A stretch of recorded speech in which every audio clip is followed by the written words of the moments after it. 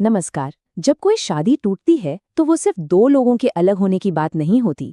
भारत में ये एक पूरी कानूनी प्रक्रिया है जिसे हिंदू विवाह अधिनियम के तहत चलाया जाता है। तो चलिए आज इसी कानून को थोड़ा आसान भाषा में समझते हैं और देखते हैं कि तलाक की ये पूरी प्रक्रिया असल में काम कैसे करती है। तो एक सवाल जो हमेशा से पूछा जाता है, क्या वाकई कोई शादी कानून की नज़र में अटूट हो सकती है? हम सब ने सुना है कि शादी एक पवित्र बंधन है जो 7 जन्मों का होता है, जिसे तोड़ा नहीं जा सकता। पर क्या हमारा कानून भी इसे ठीक इसी तरह देखता है? देखिए, इस सवाल का एक ठोस जवाब हमें मिला 1955 में, जब हिंदू विवाह अधिनियम आया। ये अपने आप में एक बहुत बड़ा एक क्रांतिकारी बदलाव था।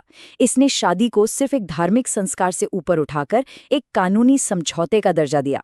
और सबसे बड़ी बात, इसी कानून ने पहली बार हिंदुओं, बौद्धों, जैनियों और सिखों को कानूनी तौर पर तलाक लेने का अधिकार दिया। तो कानून में तलाक तक जाने के मोटे तौर पर 2 रास्ते हैं। एक है विवादित तलाक का थोड़ा मुश्किल रास्ता, जहां एक पार्टनर को दूसरे की गलती साबित करनी पड़ती है, और दूसरा है आपसी सहमति का रास्ता, जो कहीं ज्यादा सीधा और सरल है, जहां दोनों मिलकर ये फैसला करते हैं कि अब साथ नहीं रहना। चलिए इन दोनों रास्तों को थोड़ा और करीब से जानते हैं। तो पहले बात करते हैं उस मुश्किल रास्ते की, विवादित तलाक। जैसा कि नाम से ही जाहिर है, ये तब होता है जब एक पार्टनर तलाक चाहता है पर दूसरा तैयार नहीं होता। यहाँ पूरी लड़ाई गलती साबित करने पर आके टिक जाती है। जो तलाक मांग रहा है उसे कोर्ट में ये साबित करना पड़ता है कि दूसरे पार्टनर ने कानून में बताई गई कोई बड़ी गलती की है। अब इन गलतियों में से जो सबसे आम आधार है वो है क्रूरता, यानी क्रुएलिटी। जब हम क्रूरता की बात करते हैं तो इसका मतलब सिर्फ शारीरिक मारपीट ही नहीं होता, इसमें मानसिक प्रताड़ना भी शामिल है। मतलब कोई भी ऐसा बर्ताव जिससे दूसरे इंसान के लिए साथ रहना नामुमकिन हो जाए। सुप्रीम कोर्ट ने वी भगत बनाम डी भगत केस में मानसिक क्रूरता को बहुत अच्छे से समझाया है। कोर्ट के शब्दों में कहें तो ये ऐसा व्यवहार है जो इतनी पीड़ा और कष्ट दे कि वैवाहिक बंधन को बनाए रखना असहनीय हो जाए। जरा सोचिए, ये सिर्फ छोटी मोटी नोक-झोंक या लड़ाई की बात नहीं है, ये उस दर्द की बात है जिसके साथ जीना मुश्किल हो जाए। और देखिए, वक्त के साथ क्रूरता की ये परिभाषा और भी बड़ी है। जैसे नवीन कोहली केस में सुप्रीम कोर्ट ने एक बहुत अहम बात कही कि अगर कोई पार्टनर दूसरे के खिलाफ झूठे क्रिमिनल केस फाइल करता है तो उसे भी मानसिक क्रूरता ही माना जाएगा। ये दिखाता है कि कानून रिश्तों की इन बारीक दिक्कतों को अब समझने लगा है। अब जो अगला ग्राउंड है वो है व्यभिचार, यानी अडल्ट्री। कानूनी भाषा में इसका मतलब सीधा सा है, शादी के बाद अपने जीवन साथी के अलावा किसी और के साथ अपनी मर्जी से यौन संबंध बनाना। अच्छा, यहाँ एक बहुत ही दिलचस्प कानूनी मोड़ है। जोसेफ शाइन केस में सुप्रीम कोर्ट ने कहा कि एडल्ट्री अब कोई क्रिमिनल जुर्म नहीं है, मतलब इसके लिए जेल नहीं होगी। लेकिन, और ये समझना बहुत जरूरी है, कोर्ट ने ये भी साफ किया कि ये आज भी तलाक लेने के लिए एक बहुत मजबूत और जायज वजह है। एक और बड़ी वजह है परित्याग, जिसे डिजर्शन भी कहते हैं। इसका मतलब है कि एक पार्टनर दूसरे को बिना बताए या बिना किसी ठीक ठाक वजह के छोड़कर चला जाए। पर इसमें एक जरूरी शर्त है, ऐसा होने के लिए उन्हें कम से कम 2 साल तक लगातार अलग रहना पड़ता है। देखिए, परित्याग साबित करने के लिए कोर्ट 2 चीजें दिखता है। पहली, अलगाव का तथ्य, मतलब क्या वो सच में अलग रह रहे हैं, और दूसरी, जो कि ज्यादा जरूरी है, वो है परित्याग का इरादा। कानूनी भाषा में इसे एनिमस डिसरेंडी कहते हैं, यानी क्या छोड़कर जाने वाले का इरादा इस शादी को हमेशा हमेशा के लिए खत्म करने का था। हमारा कानून कुछ खास और गंभीर मामलों में पत्नियों को तलाक के लिए कुछ विशेष अधिकार भी देता है।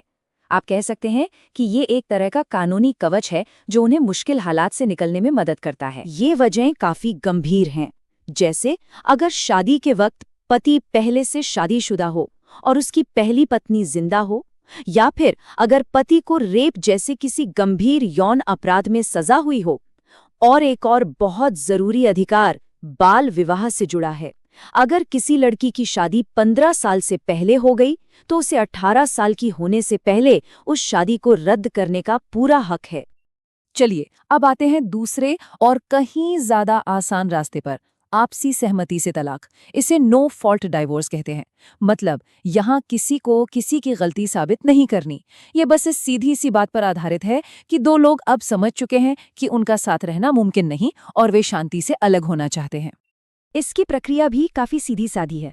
सबसे पहले दोनों को कम से कम 1 साल से अलग रहना होता है। फिर वो कोर्ट में मिलकर एक अर्जी देते हैं। इसके बाद कानून उन्हें 6 महीने का एक कूलिंग ऑफ पीरियड देता है, मतलब अपने फैसले पर फिर से सोचने का एक आखिरी मौका। और अगर वो तब भी अपने फैसले पर टिके रहते हैं तो वो फाइनल मंजूरी के लिए दोबारा कोर्ट जाते हैं।